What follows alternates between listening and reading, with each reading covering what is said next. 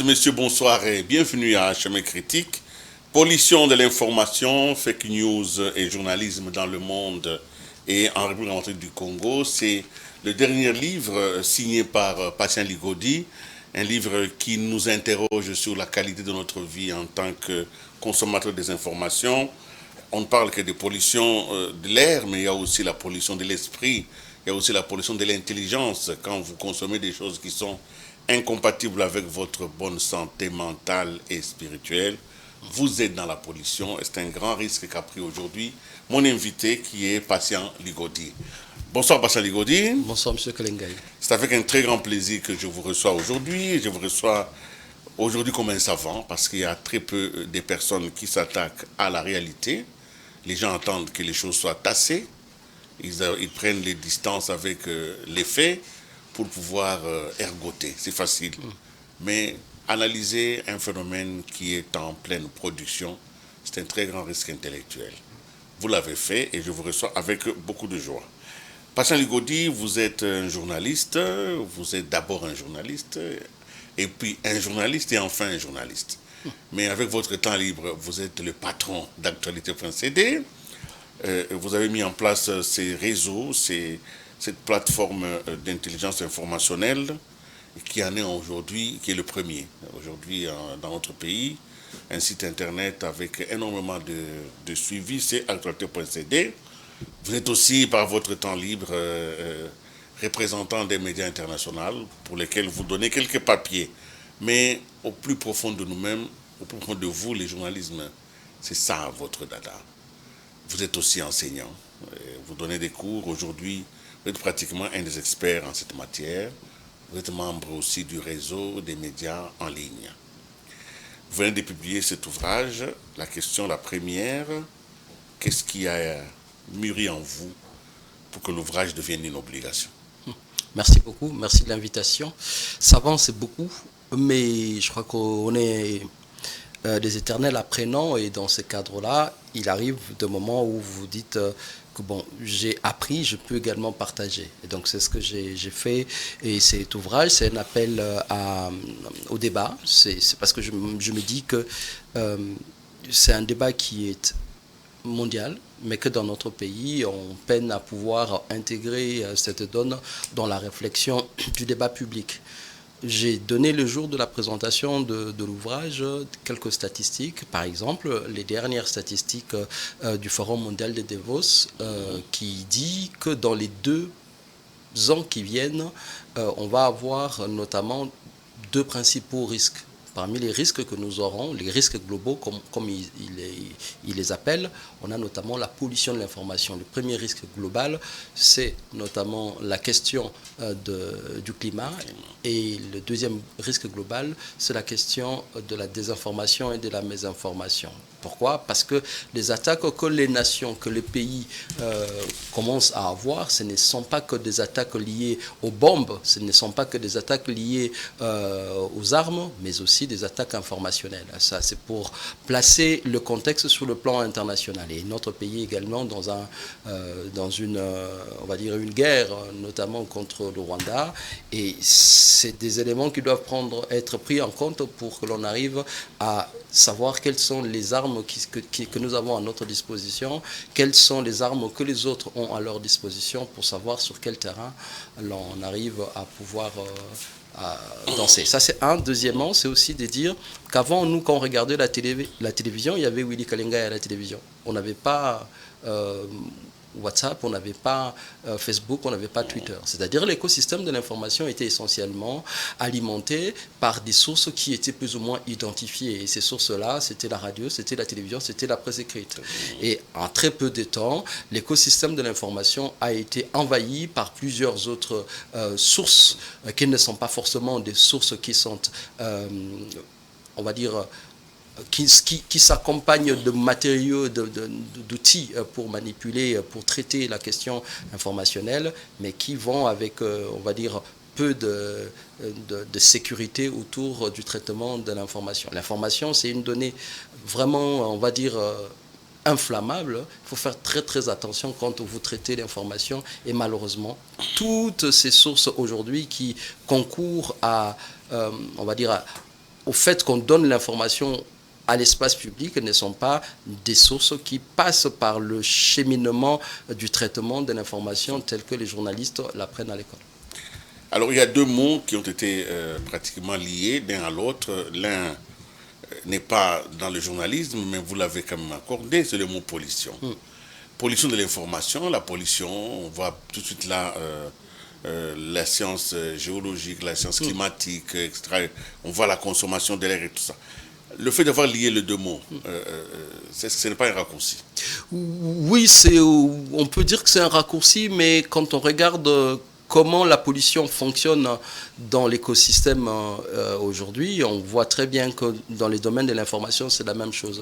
Je définis la pollution de l'information avec des exemples très simples. Par exemple, quand je parle de la soupe de ma mère, et qui, quand elle prépare, elle met tous les ingrédients possibles pour que la soupe soit de bonne qualité. Et je connais plus ou moins la recette, je sais qu'elle va mettre ceci, elle va mettre cela, et ce sera de bonne qualité. Mais si quelqu'un d'autre arrive à mettre, par exemple, du sable dans cette soupe-là, en dépit de tous les ingrédients mis par ma mère, cette soupe-là ne sera pas de bonne qualité. La même chose avec l'information. J'ai beau donner une information sur RFI ou bien sur actualité.cd, tant que l'espace public n'est pas alimenté par mon information à moi en tant que journaliste, et que cet espace public est également alimenté par des sources très peu crédibles, des sources avec des ambitions qui ne sont pas toujours avouées, je veux dire qu'on met en compétition l'information journalistique avec du contenu informatif qui ne sont pas toujours de nature à contribuer à la qualité du débat public.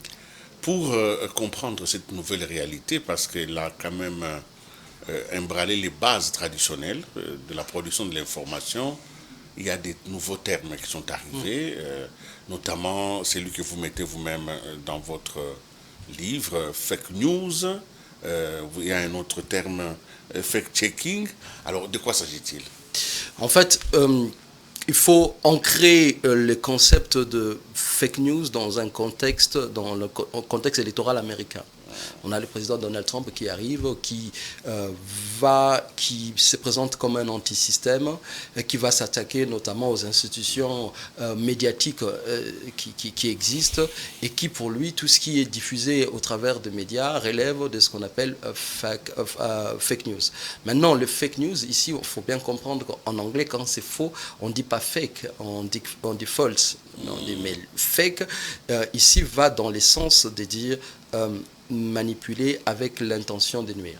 Donc fake news, c'est en fait des informations orientées avec un but précis, donc des munitions en fait. Exactement, donc on se retrouve dans une situation aussi, je vais schématiser, on a trois grands ensembles, ce qu'on appelle la désinformation. La désinformation, c'est je publie une information, je trafique une information, je falsifie une information dans le but de nuire, de faire mal, ou bien de désorienter, d'amener vers ce que je considère comme objectif final de ce que doit être, on va dire, ma cible. Et puis il y a une deuxième catégorie, un deuxième grand ensemble qu'on appelle la mésinformation. Généralement, moi je dis la mésinformation, c'est le syndrome de mon père, dans la mesure où mon père, quand il reçoit une information, un contenu sur son WhatsApp, le premier réflexe qu'il a, si on lui dit par exemple attention, Kinshasa demain va tomber et qu'on sort, son premier réflexe c'est de partager avec son fils. Non pas parce qu'il est journaliste, mais pour le préserver, pour le sécuriser et qu'on sort. Donc l'intention de nuire n'y est pas. Mais c'est quand même une propagation des choses qui ne sont pas vérifiées. Et ça, on appelle la mésinformation. La mésinformation. Après, on a aussi une troisième catégorie, on va dire un troisième grand ensemble qu'on appelle la malinformation. C'est comme moi, journaliste, je ne fais pas très bien mon travail, où je donne à la population du contenu que si on était, par exemple, au niveau de la nutrition, la gastronomie, on l'appellerait la malbouffe. La malbouffe, c'est... Un peu comme... Félix Tshisekedi serait à Kigali. Exactement. Bon, il n'a pas bien fait son travail. Oui. Il n'a pas recoupé. Là, nous sommes dans le cadre de la malinformation. Alors, on n'a pas investigué le cas, on n'a pas travaillé sur le cas pour savoir s'il y avait intention de nuire ou pas. Mais de la manière dont ça a été fait, on voit très bien que ce n'est pas de la désinformation dans la mesure où il y a eu un démenti qui est venu. Un démenti qui est venu, et bien même des excuses qui ont été présentées. Donc, malinformation. Le journaliste a mal travaillé. Il a très mal travaillé. il a mal informé. Comme il a mal informé, ceux qui ont partagé sans vérifier sont dans la mésinformation et les tout rentrent dans une stratégie de pollution de l'information. Oh, pas possible. Donc c'est vraiment un très très beau ouvrage, un beau livre, parce que il faudrait qu'on puisse le partager. Alors ce livre a été mis sous les fonds baptismaux il y a quelques jours.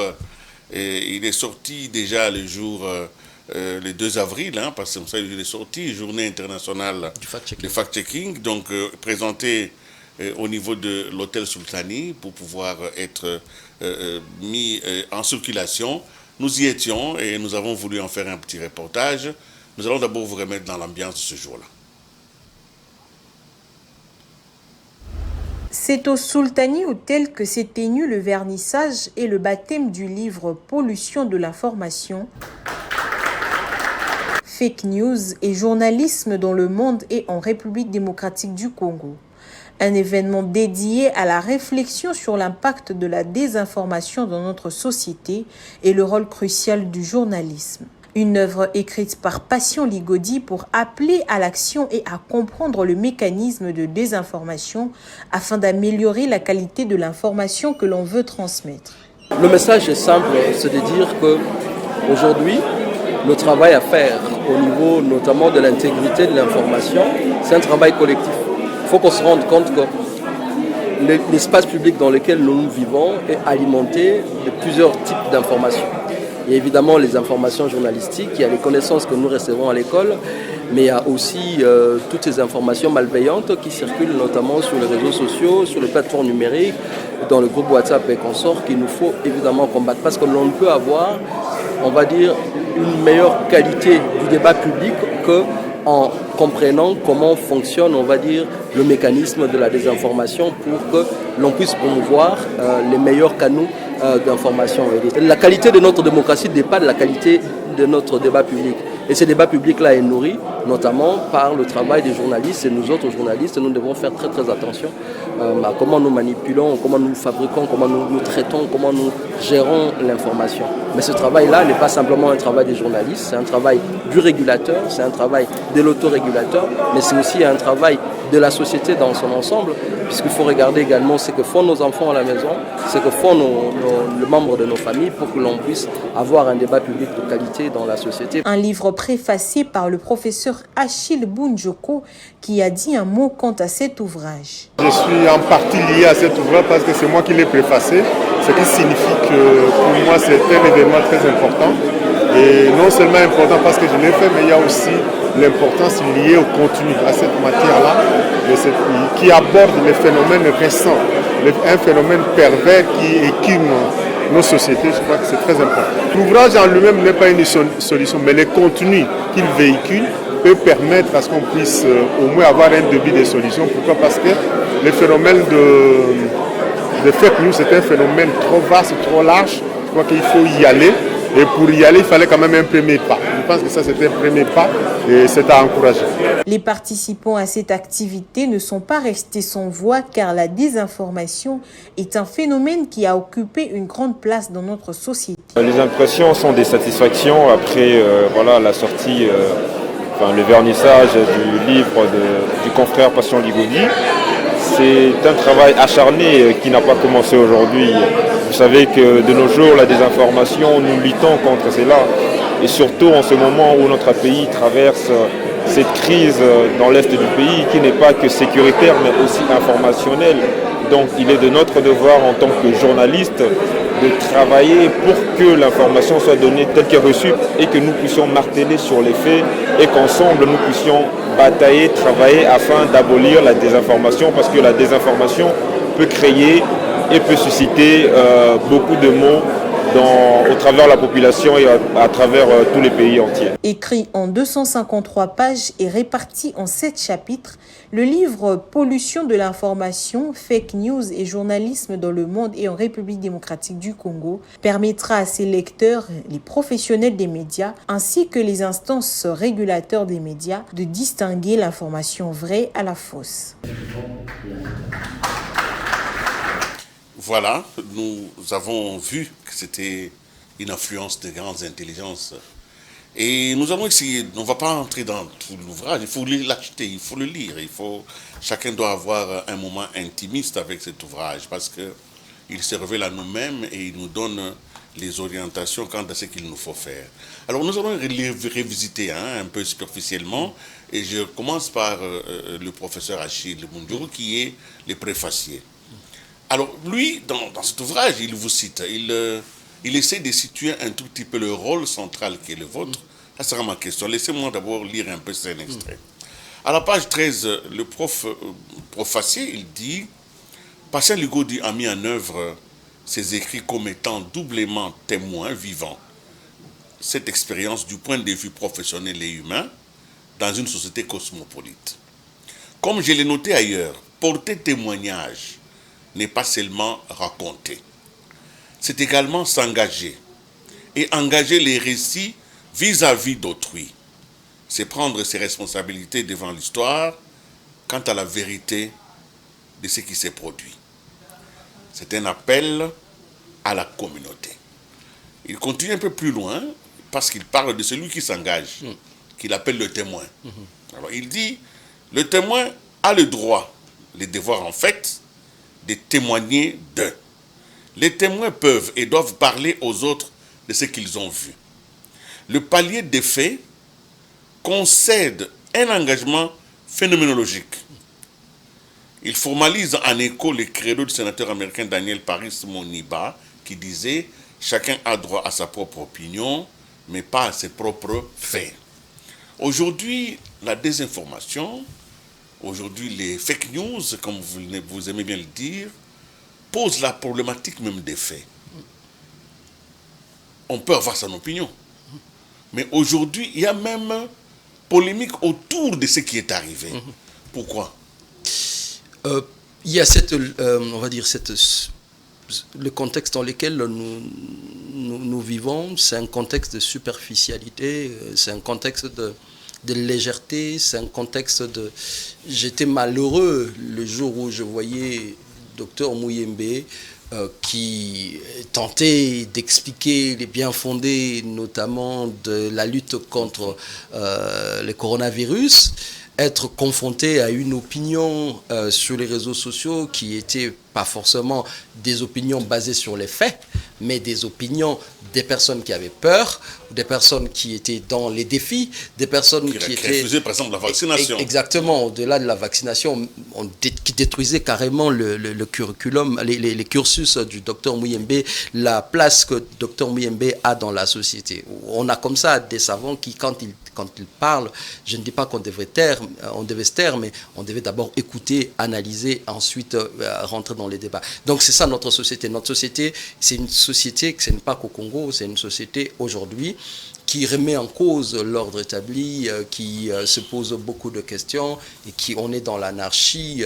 entre guillemets. Les faits ne sont plus sacrés. Les faits... Comme si chacun avait le droit de décréter c'est à quoi il adhère, quoi. Exactement. Qu'est-ce qui est arrivé? Pour moi, ce n'est pas arrivé. Oui, exactement. On l'a vu pendant la période des élections en 2023. Oui. En décembre, on en parle dans un bouquin qui va sortir à la fin de ce mois également. C'est que les journalistes... moi, j'ai dit que c'était la mise à l'échec du journalisme, dans le sens où l'information journalistique n'a pas existé aux côtés des opinions de ces hommes politiques qui étaient en campagne.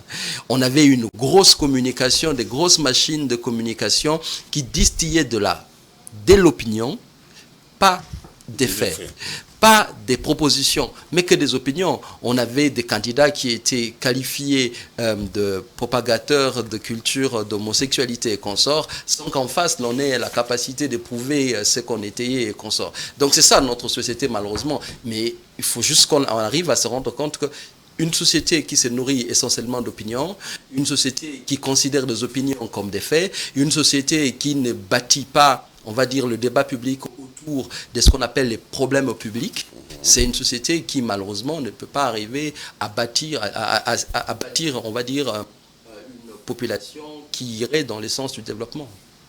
Dans cet ouvrage, vous parlez des blocages qui se positionnent dans l'effort de vérification des faits. Exactement. Et parmi ces blocages, vous citez le raisonnement motivé. Qu'est-ce que ça veut dire? Alors, les raisonnements motivés rentrent dans un ensemble qu'on appelle les biais cognitifs. En fait, les biais cognitifs, dans son ensemble, c'est des prédispositions mentales que nous avons qui nous protègent, qui font en sorte que l'on réagisse rapidement, qui nous donnent le raccourci dans notre façon de réagir quand on reçoit, on va dire, une information, quand on doit rapidement réagir. Et parmi ces biais cognitifs, on a évidemment ce que vous avez cité, les raisonnements motivés, mais on a également ce qu'on appelle les biais de confirmation, qui sont très très proches, qui veut tout simplement dire que parfois, quand on est dans la société et qu'on doit réagir, on est plus enclin à accepter les propositions qui rentrent dans nos convictions de tous les jours, dans notre, on va dire, là où on est plus à l'aise dans notre façon de réfléchir, dans notre façon... D'ailleurs, les gens ne s'abonnent, n'adhèrent qu'à des groupes WhatsApp, par exemple, exact. Où on pense comme soi. Exactement. Voilà, donc on est en train de proposer soi-même les éléments de notre conviction pour demain. Et qui rentre dans un peu ce qu'on appelle l'homophilie, cette capacité qu'on a à aller vers les gens qui nous ressemblent. Mais le drame avec tout ça, c'est que les raisonnements, enfin le biais cognitif, sont utilisés par les plateformes numériques comme de vrais pièges. C'est-à-dire, quand vous allez sur TikTok aujourd'hui, vous ne consommez que ce que vous demandez. C'est-à-dire qu'on organise des algorithmes de sorte à identifier ce que vous aimez. Et on vous propose que ce que vous avez, et ça crée une sorte de bulle informationnelle. Et vous êtes embrigadé, emprisonné dans cette bulle. Donc vous avez les biais cognitifs qui sont inhérents à l'espèce humaine. Et vous avez également les algorithmes des réseaux sociaux, des plateformes numériques, qui, quand les biais cognitifs rentrent en contact avec les algorithmes de Facebook, de Twitter et d'Instagram et consorts, qui créent cette bulle informationnelle, vous rentrez emprisonné dans cette bulle, vous ne discutez qu'avec des gens qui vous ressemblent, et vous ne pouvez qu'avoir malheureusement une société très clivante avec des difficultés de trouver des discussions, des échanges. Votre livre est magnifique, hein. Je crois qu'on aura le temps de le lire et de le relire et de l'enseigner et de le proposer carrément à la formation des journalistes aujourd'hui. Alors, parce que nous parlons de pollution de l'information, la pollution, c'est quand même un phénomène mesurable. On peut mesurer dans un environnement la qualité de l'air, on peut mesurer les niveaux de l'oxygène, on peut mesurer cela. Peut-on mesurer la pollution de l'information? Est-ce que quelqu'un peut se dire, là, je suis dans la pollution? Comment il peut savoir? Alors, il y a un travail qui est fait, malheureusement, dans notre pays jusque-là, puisque c'est des notions nouvelles.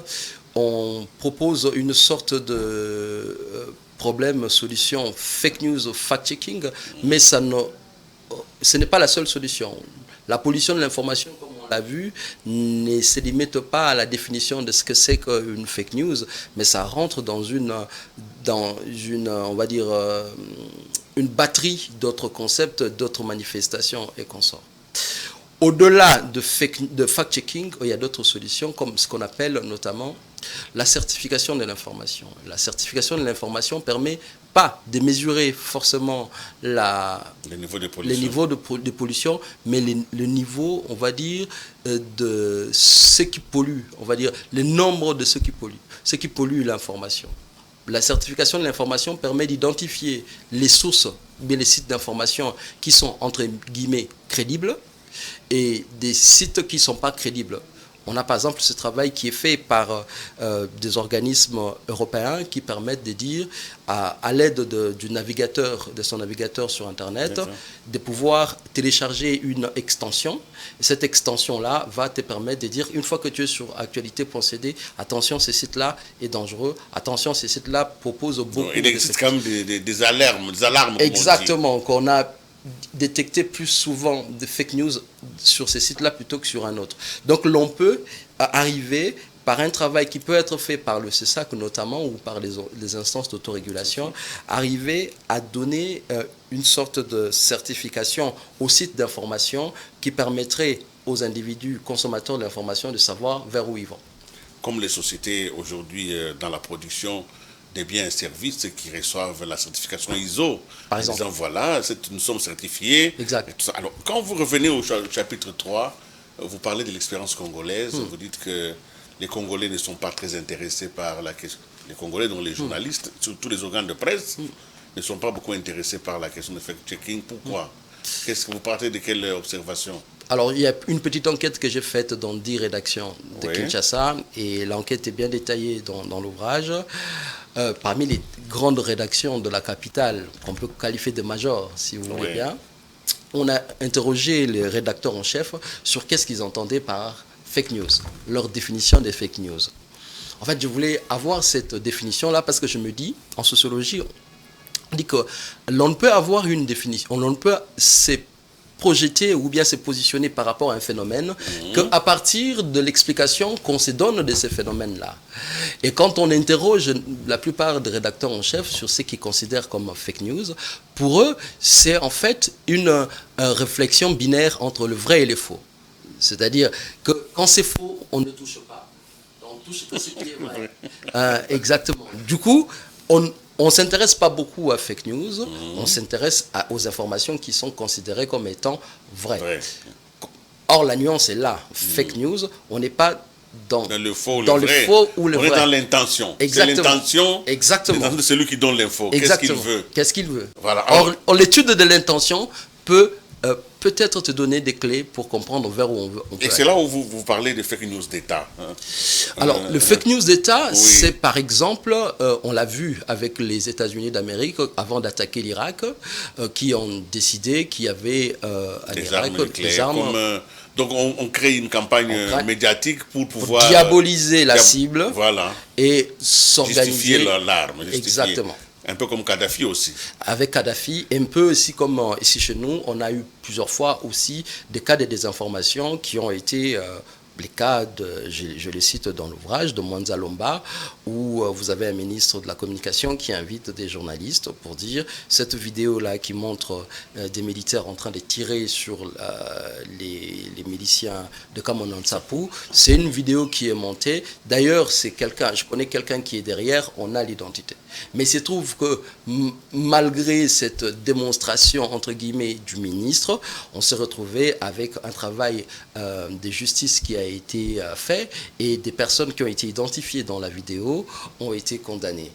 Pour dire qu'il y avait là, par le porte-parole du chef de l'État, enfin, par les porte-parole du gouvernement, une intention malveillante de désorienter. L'information donc devient une arme entre les mains de ceux qui l'utilisent et elle est orientée vers des écosystèmes précis et c'est-à-dire une arme de guerre. Alors dans le cas par exemple qui concerne le Congo et le Rwanda, sommes-nous en présence d'une production industrielle de fake news? Oui, dans la mesure où aujourd'hui, comme je disais, la guerre n'est pas simplement avec de bombes. On rentre dans une logique de ce qu'on appelle la guerre hybride. La guerre hybride, c'est cette guerre qui utilise plusieurs canaux ou plusieurs stratégies pour arriver à des fins de déstabilisation de l'adversaire. Et cette guerre hybride peut se faire notamment sur le terrain militaire, peut se faire sur le terrain notamment commercial, économique, donc la guerre économique. Ça peut également se faire sur le terrain de la désinformation pour déstructurer les camps adverses, mais aussi pour arriver à créer de la confusion dans la société qui est en face de nous. On a l'exemple qui est patent d'un nombre identifié d'acteurs, de micro-acteurs d'influence sur Twitter qui se donnent comme travail, comme tâche, pendant une certaine période, de pouvoir promouvoir, par exemple, les vidéos des militaires congolais en train de danser, des militaires congolais ivres, des militaires congolais en train de se taper, et ainsi de suite. Donc, ça rentre dans une campagne qui fera en sorte que, en face, vous avez une population qui va perdre confiance vis-à-vis de son armée et qui pourra en tout cas dans l'intention de celui qui apporte cette guerre hybride, se retourner contre sa propagande. C'est comme ça que vous parlez de milice numérique. Alors là, maintenant, on est dans les contextes plutôt politiques, où vous avez les extensions de partis politiques et des regroupements politiques sur le plan, sur le terrain numérique, où vous avez de représentants de ce que l'on peut qualifier aujourd'hui, puisque le terme est dans la culture populaire maintenant, les talibans, les Pangistanais, Kashoboé, Pyongyang, ainsi de suite. Et Kashoboé, Pyongyang, ou encore les talibans et les Pangistanais représentent une sorte certains camps politiques et sont organisés exactement comme des milices qui sont coordonnées et qui parfois peuvent distiller des attaques bien senties envers des cibles politiques identifiées. Qu'est-ce qui reste finalement au journalisme pur et dur que nous avons pratiqué? Sommes-nous dépassés ou sommes-nous envahis? Sommes-nous encore à même de faire ce travail de manière professionnelle?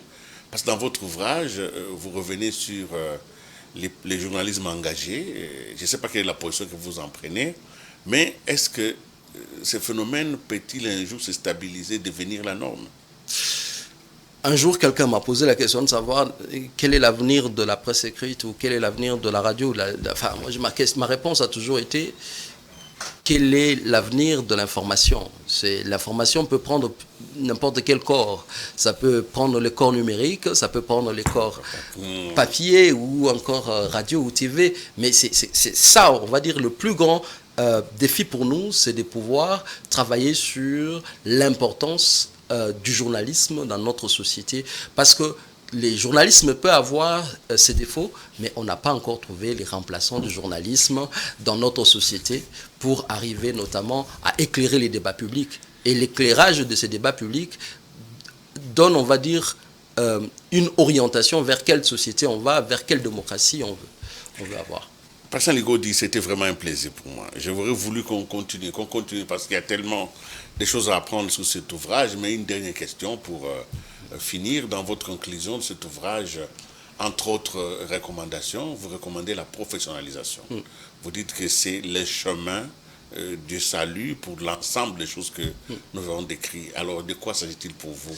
Alors, il y a plusieurs propositions qui sont faites. Déjà, au niveau de la régulation, vous savez que les fake news en RDC a été criminalisé par le biais de la loi sur le numérique. Oui, l'ordonnance loi du 13 mars 2023 sur le numérique et l'ordonnance loi de la même année, de la même date sur l'exercice de la liberté de la presse. Vous pouvez vous encourir jusqu'à 5 ans d'emprisonnement si vous avez distillé une fake news avec l'intention de nuire.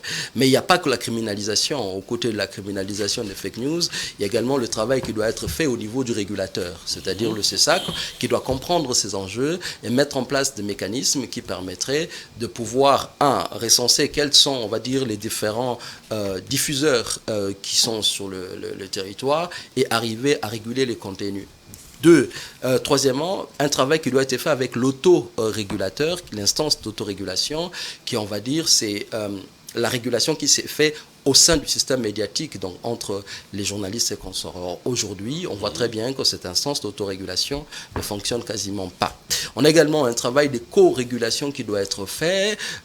Cette co-régulation, c'est entre le CESAC, l'instance d'autorégulation, les instances comme l'Association des médias d'information en ligne de la République démocratique du Congo, l'ANECO et toutes les organisations. Mais on a également une co-régulation à l'international, parce que comme nous sommes dans un village planétaire et que tout est interconnecté, il va falloir que ce que nous faisons ici soit connecté avec les instances à l'international pour avoir un résultat beaucoup plus intéressant. Et ensuite, et pour terminer, ce que je dis, c'est aussi qu'il faut qu'il y ait une coopération avec les plateformes numériques, puisque les plateformes numériques sont devenues plus fortes, plus influentes que certains États, par exemple. Oui. Il faut qu'on arrive à travailler avec ces différentes plateformes sur quelques créneaux. Par exemple, l'on arrive à identifier des fake news et à démonétiser des fake news qui apportent de l'argent à ceux qui produisent les produits.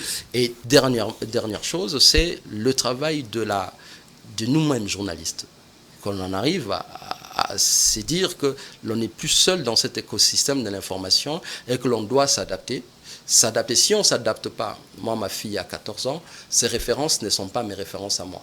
Mes références se trouvaient à la télévision, ses références à elle se trouvent sur Internet. Et ce n'est pas toujours les journalistes, ça peut être des youtubeurs, ça peut être des influenceurs et tout ça. Merci. Et on doit comprendre ça et travailler. Il faut vraiment s'adapter. Et pour terminer cette émission, je voudrais faire justice au postfacier de cet ouvrage, parce que j'ai lu tout à l'heure le préfacier, mais le postfacier, c'est le professeur Ribio Nzeza Bunketi Boussé. Voilà. Alors, il dit dans cet ouvrage, parce qu'il a vraiment mis un point d'honneur, il dit d'une plume facile et d'une écriture simple, l'auteur offre à travers cet ouvrage une source précieuse d'informations sur des fake news, avec leur implication dans un contexte africain en général et congolais en particulier, caractérisé par des mutations d'ordre politique et économique divers et surtout marqué par des décennies d'instabilité et évoluant vers une situation de post-conflit finissante dans laquelle le journaliste a un rôle non négligeable à jouer. L'auteur a le mérite de mettre son savoir et son expérience à la réalisation d'une telle mission et nous le félicitons pour ce travail qu'il a fait et nous espérons vraiment qu'il va continuer cette capacité de mettre par écrit des ouvrages et qui nous indiquent le chemin. Notre monde évolue très rapidement et parfois, si nous perdons les indicateurs, nous risquons d'être des nostalgiques d'un temps qui ne pourra jamais revenir. Il faut s'adapter aux mutations qui viennent et généralement, ce sont des mutations qui sont basées sur des découvertes, sur des technologies, mais surtout aussi sur une vision du monde qui réduit les distances. Merci d'avoir réduit notre distance, Patient Ligodi, et surtout de continuer à travailler et surtout, ne changez pas.